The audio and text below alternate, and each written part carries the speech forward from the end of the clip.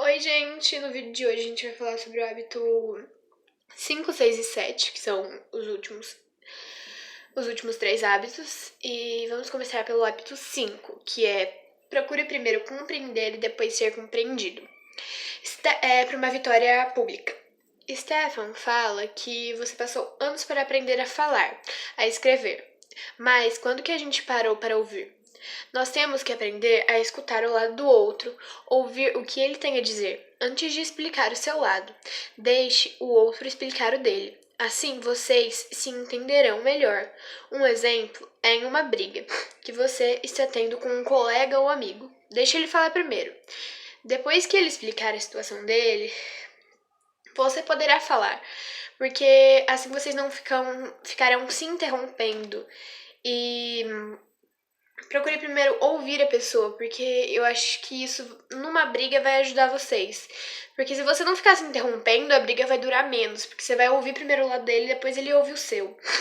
E vocês vão conseguir se acertar melhor, vocês não vão precisar ficar brigando, vocês vão conversar, ter um diálogo e vão entender cada um o seu lado. Então é isso que ele quis dizer no procure primeiro compreender e depois ser compreendido. Mas não é somente em brigas que isso pode acontecer, mas também em várias outras coisas da sua vida que você pode usar esse hábito. Agora o hábito 6. Crie sinergia para uma vitória pública. O que é sinergia? Stefan diz: o que é sinergia? Em uma definição simples, significa que o todo é maior do que a soma das partes. Significa que a relação estabelecida entre as partes em si e por si também uma parte não apenas é uma parte, e sim a parte mais catalítica, mais poderosa, mais unificadora e mais excitante. Na natureza, a sinergia está em toda parte. Se você colocar duas plantas lado a lado, as raízes se misturam e melhoram a qualidade do solo, de modo que as duas plantas cresçam melhor do que se estivessem separadas. O desafio está em aplicar os princípios de cooperação criativa aprendidos na natureza, em nossas relações sociais. A vida familiar fornece muitas oportunidades para observar e praticar a sinergia. Então aqui ele compara a sinergia com duas plantas. Se você colocar duas plantas no mesmo vaso, elas vão unificar as raízes e elas vão crescer muito mais fortes do que cresciam separadas.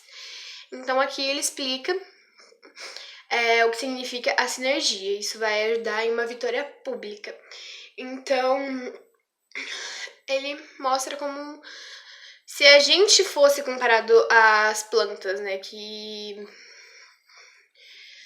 as plantas, tipo, do solo das plantas, se tiverem duas raízes juntas, essas raízes vão gerar mais nutrientes. E esses nutrientes vão fazer com que elas cresçam mais saudáveis e melhores.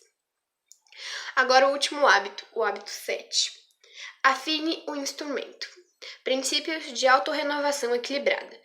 Para explicar o hábito 7, Stefan diz assim: suponhamos que você encontre alguém na floresta, trabalhando agitadamente para cortar uma árvore. A pessoa está exausta e você diz: por que não se senta para descansar um pouco enquanto afia a serra? E o homem diz: não tenho tempo para afiar a serra. Estou ocupado cortando a árvore. O hábito 7 significa parar para afiar a serra ou afinar um instrumento. Ele rodeia os outros hábitos do paradigma dos 7 hábitos, porque é o hábito que torna todos os outros possíveis. Então, aqui fala aqui, por exemplo, vou dar um exemplo aqui. Se você está em uma igreja, tipo a sua igreja, e você está passando por problemas nela de continuar firmemente no caminho do evangelho, porém, você não para orar, ler as escrituras, jejuar ou até mesmo ir para a igreja. Isso não vai te ajudar a ficar no caminho certo.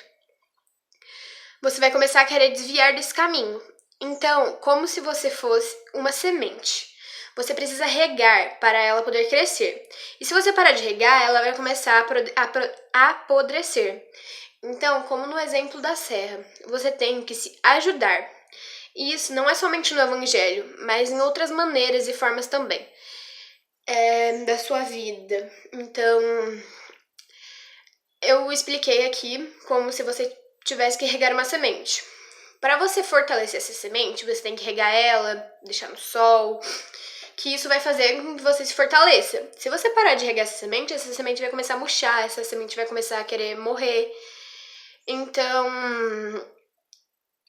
esse é o hábito 7 e esses são, que eu expliquei, os 7 hábitos das pessoas altamente eficazes. Esse livro me ajudou bastante a conhecer palavras que eu não conhecia, porque tinha bastante palavras que eu não conhecia, eu tive que procurar no Google, porque eu nunca tinha ouvido falar. Esse livro me ajudou a conhecer alguns hábitos para melhorar a minha vida, para melhorar as minhas formas, as minhas maneiras de agir.